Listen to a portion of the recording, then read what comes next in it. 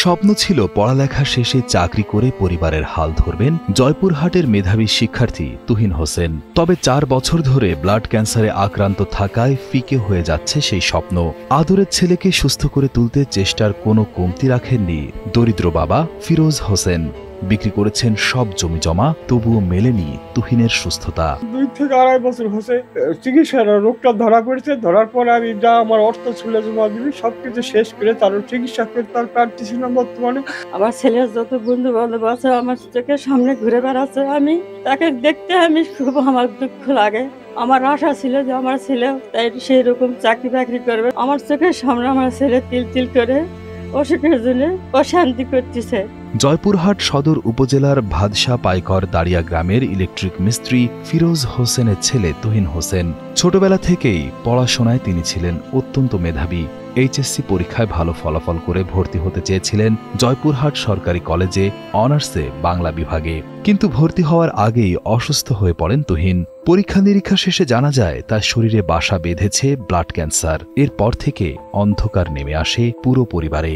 বিগত 4 বছর থেকে আমি ব্লাড ক্যান্সারে আক্রান্ত। আমাদের সবকিছুই শেষ। বিত্তবান লোকেরা যদি একটু সাহায্যের হাত আমার দিকে বাড়িয়ে দেন তাহলে আমি কেমো দিয়ে ইনশাল্লাহ একটু স্বাভাবিক জীবনে ফিরে যেতে চাই।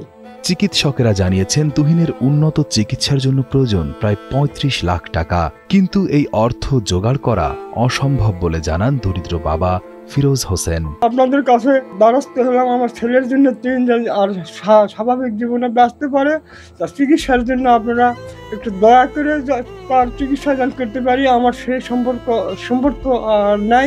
আপনার দয়া করে একটু আমার ছেলের জন্য একটু আগে আসবেন, সহানুভূতি করবেন। তুহিনের এমন জীবন দেখে ব্যথিত তার বন্ধু ও সহপাঠীরা। তাদের সকলেরই চাওয়া সুস্থ হয়ে আবারও স্বাভাবিক জীবনে ফিরে আসবে তুহিন।